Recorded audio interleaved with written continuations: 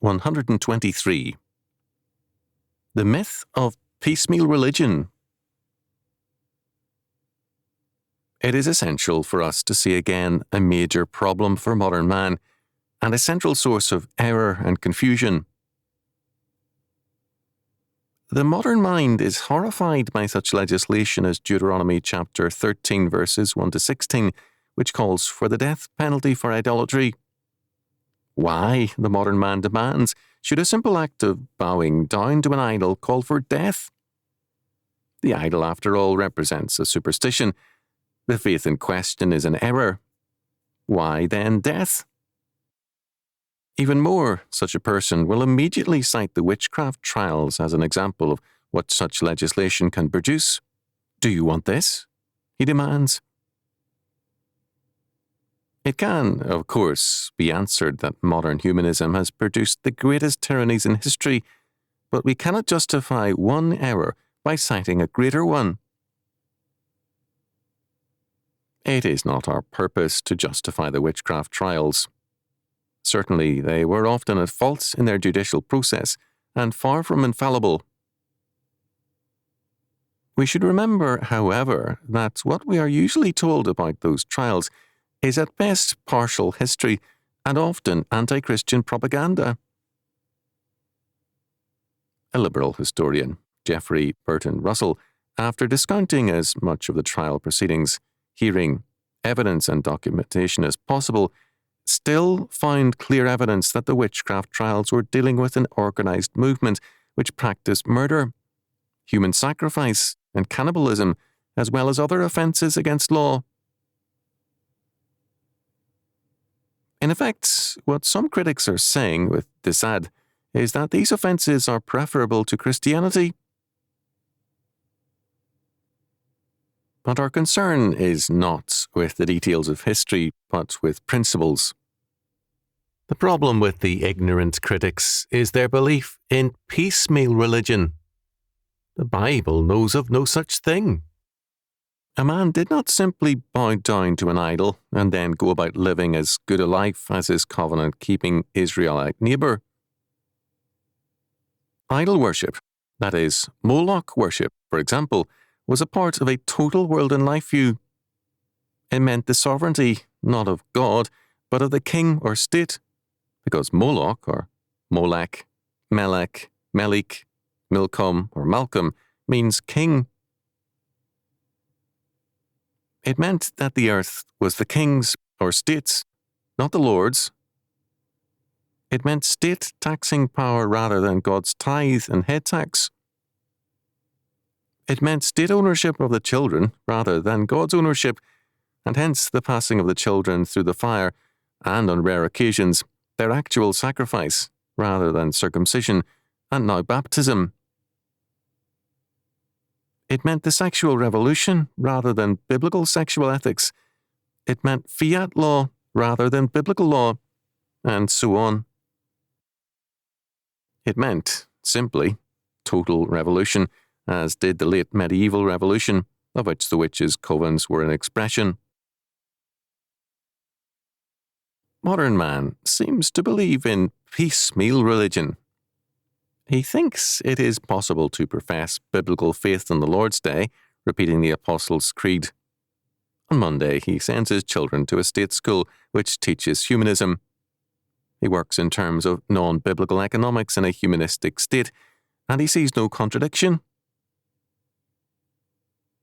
Our Lord, however, was emphatic. Piecemeal religion is an impossibility. No man can serve two masters, for either he will hate the one and love the other, or else he will hold to the one and despise the other. He cannot serve God and mammon. Matthew chapter 6, verse 24. Our Lord here, first of all, is clearly dealing with religion, not two jobs. Hence, the alternative is religious. God or mammon. The key phrase is, no man can serve two masters. Or literally, no man can be the slave of two masters. To be a slave is to be under the direction of someone, and our Lord makes clear that we are to be under the total direction of God as Lord and see ourselves as His property. Religion is a total thing. A man may try to serve two masters or to live in terms of two differing religious principles, but it is an impossibility. Modern man holds to piecemeal religion, that is, to serving two masters. But such an attempt only disguises the fact that a departure from one faith is in process. Our culture has been, for some time, in process of departing from and hating God and adhering to and loving humanism.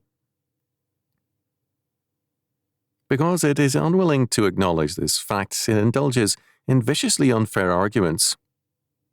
For example, do you want to kill a man for nothing more than bowing before an idol? Are you in favour of executing witches for nothing more than a harmless superstition? Such statements are radically dishonest. They deny the unity of life and faith. We can ask in return, do you believe in arresting and trying someone for nothing more than conspiring to kill the president or to kill you? Are you in favour of allowing them to kill you and the president before they are apprehended? Whether in sophisticated or unsophisticated forms, witchcraft among ancients and savages, and with medieval and modern man, has consequences.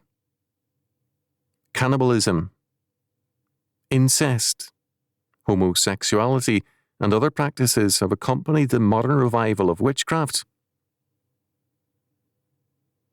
Moreover, as Gary North has pointed out, witchcraft is humanism come to flower, humanism in its logical implications. Humanism is another master, with another law, education, sexual standard, another view of property and taxation, and so on, than biblical faith holds to, and it is total revolution against, and treason to, a Christian order. Similarly, Christianity is total treason to a humanistic order, and Rome recognized this and acted accordingly. The persecution of the Christians was, from the perspective of the legal foundations of Rome, a sound one, although, from God's perspective, its culminating offence. Second, although man's sin is his attempt to be as God, Genesis chapter 3, verse 5, man is a creature, and even in his sin, he remains a creature.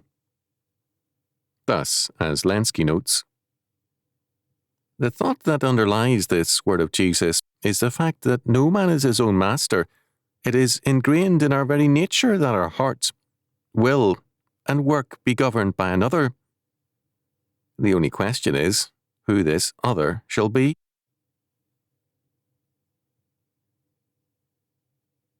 Man may pretend to be a god, but even in that pretense, and more, especially in that pretense, he becomes most of all a slave, and most in bondage.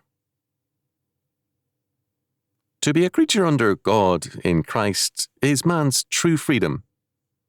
Every attempt at freedom from God means slavery for man, first of all to his own sin, then to death, and then to things and people, because his slavery to sin makes him prone to slavery in every area. Our Lord declares, "Whosoever committeth sin is a servant or slave of sin."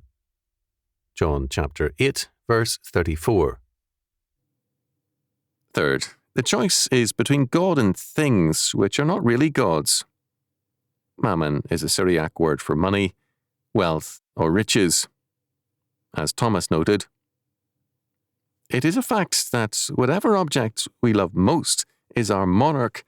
It governs our thoughts, feelings, and purposes. Those who rebel against God end up deifying some aspect of creation as a god. They change the truth of God into a lie and worship and serve a creature, rather than the Creator. Romans chapter 1, verse 25. They then reorganize the whole of their lives in terms of that lie. The whole point of Matthew chapter 6, verses 1 to 23 is that life is a unity. Hypocrisy cannot cover the fact that a man serves his master, one master, and in terms of that love and service, he hates all other masters. This means, fourth, that the service of God means the hatred of all that is anti-God, just as the service of humanism means the hatred of all that is of God. Piecemeal religion, whether it calls itself Christianity or humanism, seeks to deny the validity of the antithesis made by our Lord. It attempts to isolate and thereby neutralize acts.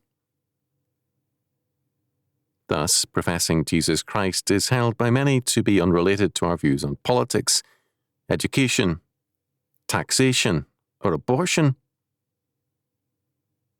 The humanist takes a similar stance. What both imply is that a vast realm of factuality constitutes a realm of neutrality, unrelated to God and to faith. But religion is, as Tillich saw, ultimate concern, and hence it is total concern. Our principle of ultimacy governs all of reality. If our faith is in the God of Scripture, then no area of life, reality, or time is outside his government, law, and jurisdiction. There are no neutral realms. Any attempt to isolate any area from God is an attempt to unseat God and is a principle of revolution. It is premised on another faith and on another world and life view. Modern man holds to piecemeal religion because to think otherwise is to think systematically and hence responsibly. It is of the nature of sin and treason to think irresponsibly and to deny consequences. Adam and Eve each denied responsibility for their sin. Genesis chapter 3 verses 9 to 13. Agar, the son of Jakeh, tells us, "Such is the way of an adulterous woman. She eateth, and wipeth her mouth, and saith, I have done no wickedness." Proverbs chapter 30 verse 20. For the adulteress, her sin is as unremarkable as a routine meal, as Derek Kidner has pointed out. She sees it as a natural and brute fact, that is, unrelated to any moral principle or concern. It is an isolated and piecemeal fact. Piecemeal religion thus presupposes a piecemeal universe or multiverse of brute or unrelated facts. Things have no relationships, causality does not exist, and to insist, personally and legally, on causality, consequences, and responsibility is held to be illegitimate and offensive. An old and familiar illustration says that to shout fire in a crowded theatre is not a harmless but a criminal act. This illustration is an especially telling one. In using it since the early 1960s, I find that objections are readily raised, and these objections have as their premise motivation. It can be only a joke, it is now commonly said. This statement is all the more interesting because humanistic psychologists themselves tell us that all jokes have serious meanings behind them. Clearly, shouting fire as a joke has a murderous meaning and intent. It is also asked, what if no one were hurt? We can in turn ask, can a man be immune to arrest as long as his efforts to murder a man fail? Witchcraft and other forms of idolatry may be fads, as we are sometimes told, but these are still fads with meaning. They indicate a major revolution in process, and its goals are not harmless. The ancient world knew of no piecemeal religion. Hence, every state was intensely concerned over religious practices within its realm. The modern world has a pervasive faith in the possibility and validity of piecemeal religion. It also believes in evolution, flying saucers, and political saviors. This does not give reality or truth to any of these myths, nor does it lessen their evils. Moreover, however much the humanists may try to get Christians to slumber and sleep away their power and freedom under the myth of piecemeal religion, the leaders of humanism know better. Thus, the Tennessee Constitution, until recently, declared that Christian ministers and priests are ineligible to serve in the state legislature. The priests of humanism are its politicians and educators. They are established by law, and neither Tennessee nor any other modern state is moving in any other direction, whatever its facade, than that of a systematic and rigorous humanism as a legal establishment. The logical outcome of this is the suppression of Christian schools, churches, and their adherents. To believe in the possibility of piecemeal religion is suicidal.